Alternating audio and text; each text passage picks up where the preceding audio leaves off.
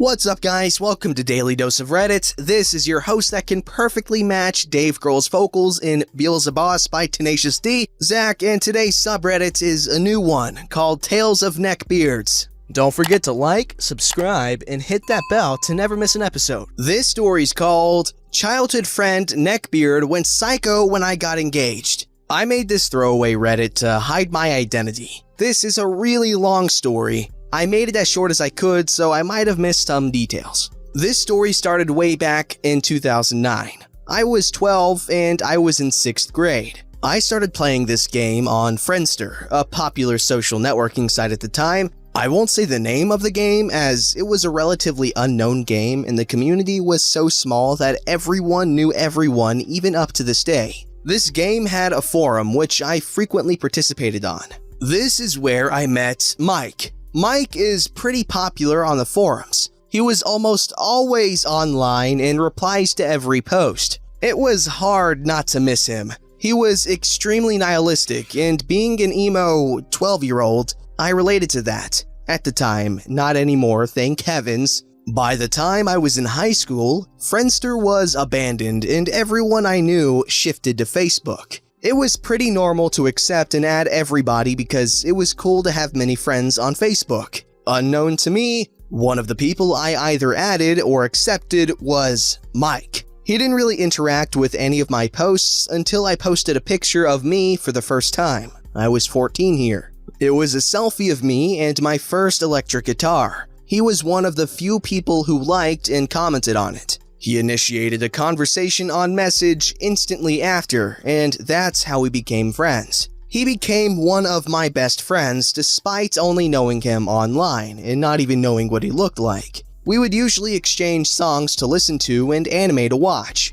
It was all fine until I had my first boyfriend. He started acting strange. I was 16 and both he and my boyfriend were 18. He started flirting with me. I didn't know what he was trying to do at the time because I was basically a clueless virgin. But I still find it weird because he would often get upset when I didn't reply to him instantly. He would constantly flood me with messages, nothing weird really. Usually he would just spam and hit random keys and send them until I reply. My boyfriend at the time noticed this when we were hanging out in his house. It annoyed him so much that he asked me why Mike was always like that, and I told him I have no idea. My boyfriend had enough one day, and I told him to read our conversation if he wanted to. This infuriated him more because it was really obvious that Mike was flirting with me and I was completely oblivious. He was sending me messages like, "I'm gonna bite you," pinches your thighs,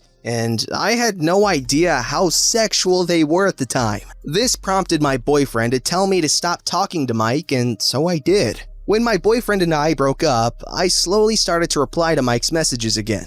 This became a cycle because both my exes told me to stop talking to Mike. It didn't make any sense to me until my second boyfriend told me that Mike was sexually attracted to me, and that some of the stuff he was saying to me was inappropriate. Sometime in my second relationship, I deleted my Facebook and made a new one. Mike added me on this one, but I declined his request. Fast forward to when I was 19.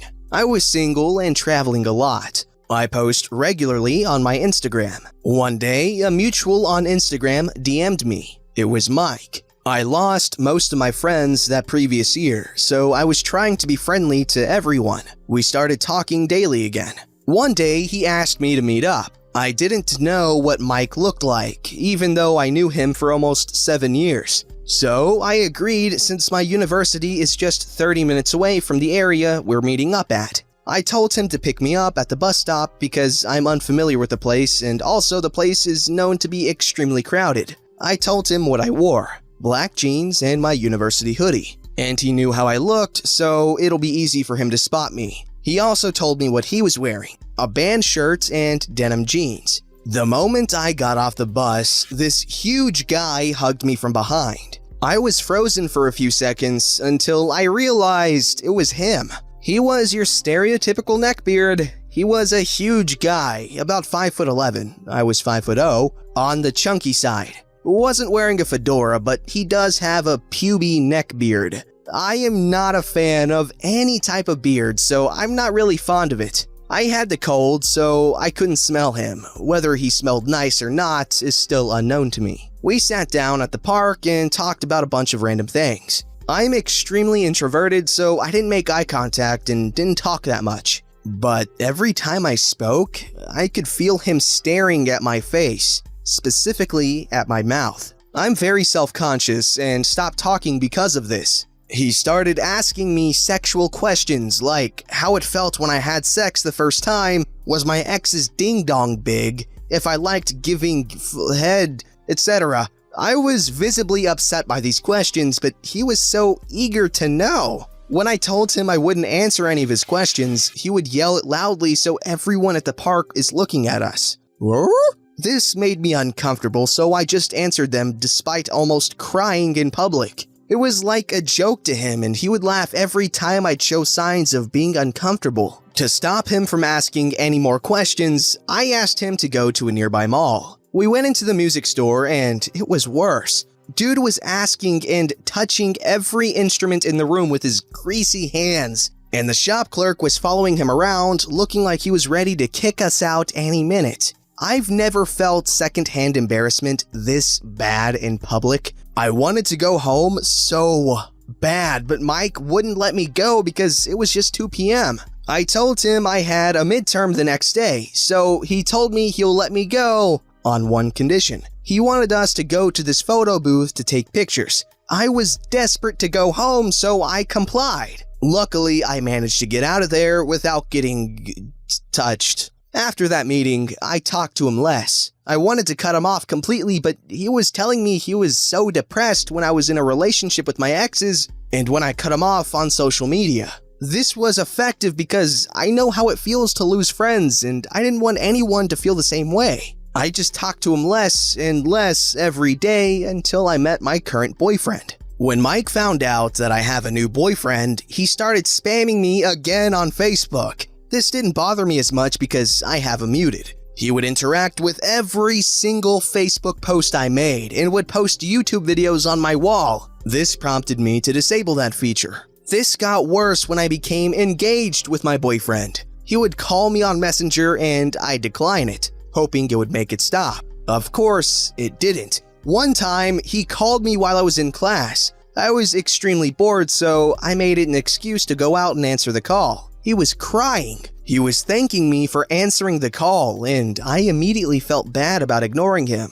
I told him I'm engaged, and I don't like that he still says inappropriate things in chats, and he promised he won't do it again. After this conversation, he changed when I couldn't reply ASAP. Our conversations became more friendly and wasn't uncomfortable anymore. It was fine until he wanted to meet up again. I told him I can't because my boyfriend won't be comfortable with that. I told him about Mike and that I don't have the time. I'm a medical student. I believed he changed, but the last time we met was so awful that I'd rather not meet him again. He was very insistent about meeting up with him, which made me just want to never talk to him again. I stopped replying again. He wasn't spamming me, but one day he confessed his romantic feelings for me on Messenger. This was finally the straw that broke the camel's back. I blocked him everywhere. Unfortunately, it doesn't end there. I have a Tumblr. It's my safe haven and it's impossible to find me there. Or so I thought. I had a regular Anon that was really friendly. When I blocked Mike on social media, this Anon suddenly changed. He revealed his identity. He was Mike, and told me he'll kill himself if I don't meet up with him. He told me he's staying in my hometown and to meet up with me in my hometown's community park. I was so scared at this time that I told my fiance and we contacted the authorities. I deleted my Tumblr and never heard from him since. Okay, wow. First, feel really bad because that does sound very disturbing and just really scary and creepy and all of the above. Plus, that is incredibly toxic behavior to basically tell someone, hey, my happiness and my mental, emotional, physical well-being is completely dependent on you being in my life. So, first, that makes them uncomfortable, especially in this case because they never hung out before. He's just obsessing over this girl for years and years for no reason. Like, if you were very close with someone and like they're your best friend and you guys have been through so much together and you're like, hey man, I need you in my life, otherwise, I'll like go crazy. Then I could understand, but in this case, it's just a creepy obsession with a girl that has never displayed any interest in him other than to talk as a friend. It's creepy, man. Creepy. This story's called A Coworker Went Full Neckbeard Nice Guy. Never go full neckbeard nice guy. Okay, so I haven't really used Reddit in the past, so forgive me if my formatting isn't great. I've seen a couple of videos about subs like this, and I figured, what the hell? Why not share my own experience with a neckbeard coworker? To begin with, you should perhaps know a bit of information about me. I'm a pretty big guy, standing at 6'6" and 15.5 stone, about 220 pounds for my American lovers. I'm also a massive metalhead, in more than one sense, I guess, and honestly look the part, with a ton of tattoos, long hair, big beard, mostly black clothes, etc. All this to say, I'm a pretty intimidating bloke physically. Honestly, personality-wise, I'm absolutely soft as anything. But I understand I'm a pretty scary fella to look at, hence why I've been working in security for almost all of my adult life. You should also know, I'm absolutely gay as hell and engaged to marry the man of my dreams in the winter. Anyway, context over, this story takes place about a year ago when I was working as a bouncer at a fairly popular nightclub. It was in a pretty sketchy part of town, and I had a routine of walking the girls who worked on the bar to their cars or waiting for their taxi with them, since it really wasn't the kind of place that young lasses are safe being alone.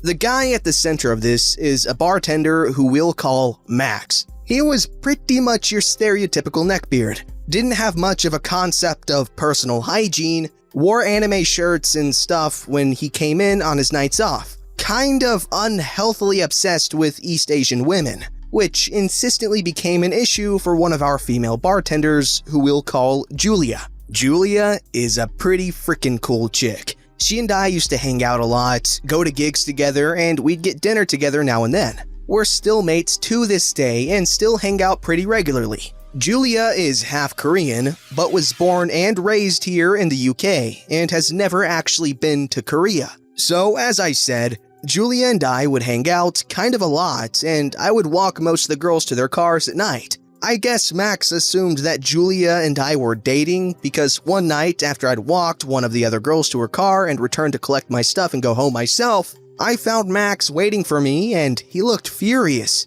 The conversation went a bit like this. Does Julia know what you're freaking up to? Excuse me? Don't play freaking dumb with me. What kind of tosspot bags an absolute angel like Julia and cheats on her with a lesser being like other bartender? Dude, what the hell are you talking about? I'm gonna tell Julia that you're seeing other bartender. You might want to tell my actual partner, Robert, first mate. Wait, you and Julia aren't a couple? Hell no, man. I don't even swing that way. Well, telling him that was maybe a massive freaking mistake on my part. From that day until he got fired, he set his sights on the poor girl and refused to let up at all. He would constantly refer to her as a princess and referring to non-Asian women as peasants, and talking about how much less beautiful they are. He brought her flowers on 3 separate occasions, the third time with a note asking her to be his waifu.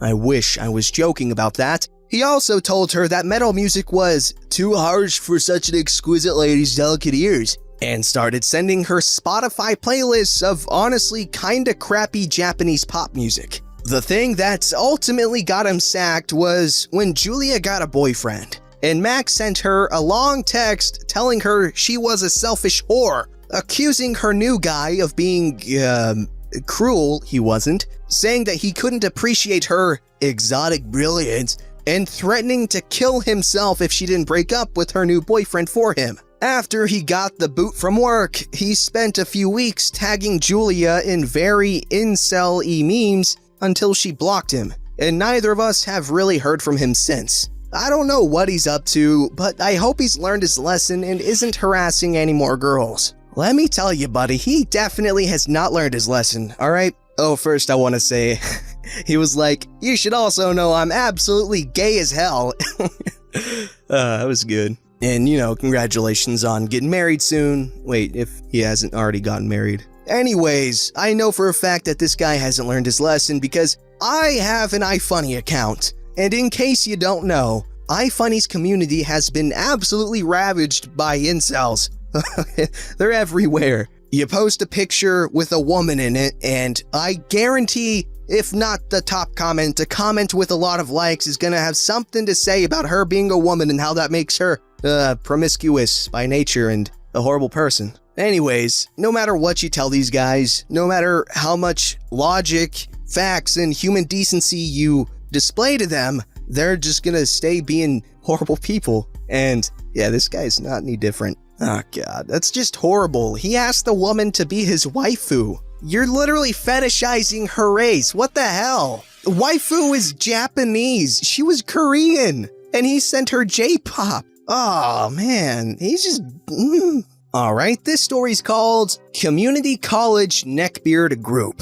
So let me start off with some backstory so it will make sense. I went to a community college and I used to hang out with an anime and neckbeard D&D group in the cafe. Although I am a country guy and don't participate in either of these. But because there was some cute girls in the group. These girls were constantly being miladied by the guys in the group. So me coming in was a breath of fresh air. Words of a girl from the group. The girls would always flock to the table I was sitting at, which severely pissed off the neckbeards. Me and the girls would all talk about their life and I'd give advice if they asked, and they really appreciated it. The neckbeards would constantly interject and boldly say, "Why tell a yeeboo about your problems when I, a gentleman, would love to carry your burden for you?" As you can guess, it pushed the girls further away. So, getting to a more juicy part. I came to school this day, and since my first 2 classes were cancelled,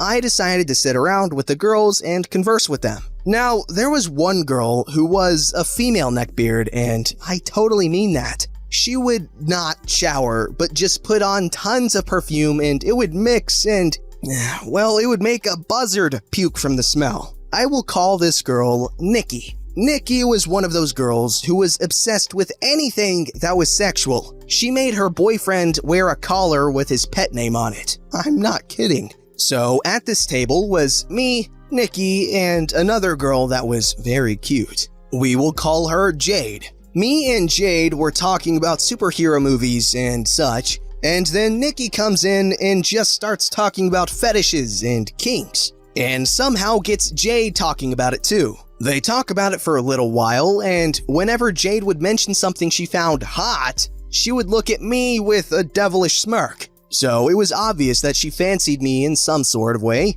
The neckbeards hear us talking about this and drop everything and come over to us. They start telling every girl at the table what they're into and what they want to perform. And I was horrified at what they said. Not gonna repeat it. After they finished, Jay turns to me with a smirk and asked me what mine were. I tried to say something clever like, "You'd have to find out, ma'am."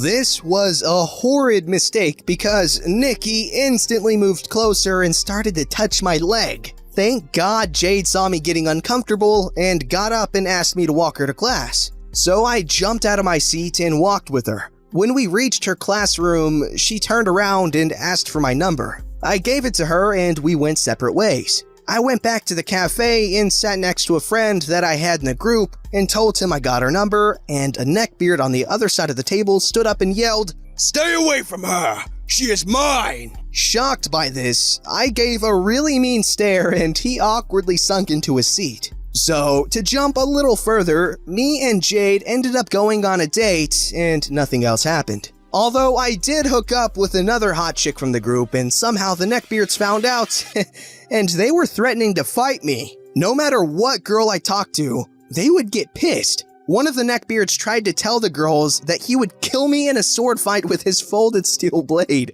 and compared his fedora to my ball cap and his goth boots to my cowboy boots. It was total cringe. Side note, they were all atheists and slammed my Christianity. Sorry if this is long, but I really wanted to share this. I have more on these guys in the group if you want to hear more. Thanks, Carrot and Pickle Xylophone. I just want to know where these people are getting their confidence, because there is nothing about their behavior that they should be proud of and confident about. Let me just say something.